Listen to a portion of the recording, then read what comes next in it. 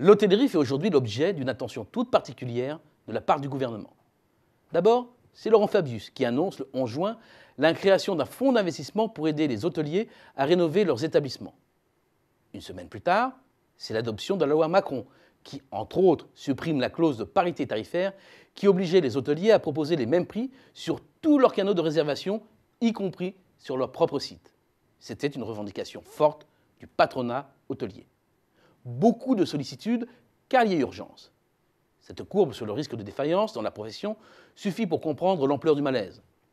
La trajectoire de notre indicateur Xerfi-Risque sur l'hôtellerie est en hausse quasi constante depuis la mi-2008 et en forçant un peu le trait, le risque de défaillance est passé de faible, voire quasiment inexistant, à élevé selon notre classification. Mais comment pourrait-il en être autrement? Le nombre de nuitées, qui était bien installé au-dessus des 200 millions en cumul sur 12 mois, a brutalement décroché jusqu'à l'automne dernier. Et la remontée depuis est très poussive. Au cœur de ces difficultés, le contexte économique très défavorable. En temps de crise, les ménages chassent le futile pour se concentrer sur l'utile. Conséquence, les Français sont moins nombreux à partir en vacances et le taux de départ a reculé de 3,5 points entre 2009 et 2014. Et pour concilier vacances et contraintes financières, quand ils partent, c'est moins longtemps et dans les formes d'hébergement les moins coûteuses. Et ce qui vaut pour les Français vaut également pour les touristes étrangers. Autre point noir, avec la crise, les entreprises ont taillé dans le poste voyage d'affaires. Baisse de la fréquence des déplacements, préférence pour les allers-retours dans la journée, développement des réunions virtuelles grâce à la visioconférence. À ces facteurs économiques sont venus s'ajouter des modifications radicales dans l'exercice du métier, avec l'omniprésence des plateformes de réservation en ligne comme Booking.com ou Expedia. L'impact est double. Sur les prix d'abord, car cela met en concurrence les hôteliers partout en France et par extension partout dans le monde. Ces plateformes ont procuré aux clients un moyen de pression inédit. Le résultat est là. Les prix qui progressaient de 3,8% par an entre 2000 et 2012 n'ont pas bougé depuis.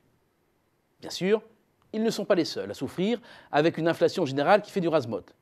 Mais le coût est d'autant plus rude que les plateformes prennent une commission très élevée sur le chiffre d'affaires généré, entre 10 et 25%, captant ainsi une partie de la marge des hôteliers. Les hôteliers dont le résultat fonde. De 9% en 2011, le ratio résultat courant avant impôt sur chiffre d'affaires est tombé à 7,6% 3 ans plus tard. Dernier élément, l'essor de modes d'hébergement alternatifs, tels que la location d'appartements entre particuliers, favorisé aussi par l'émergence de plateformes en ligne comme Abritel ou Airbnb. La saison estivale s'ouvre donc sur un secteur hôtelier à bout de souffle, mais qui entrevoit le bout du tunnel. La conjoncture s'améliore, les professionnels ont l'oreille attentive des pouvoirs publics, et surtout, la riposte s'organise face aux nouveaux intrants.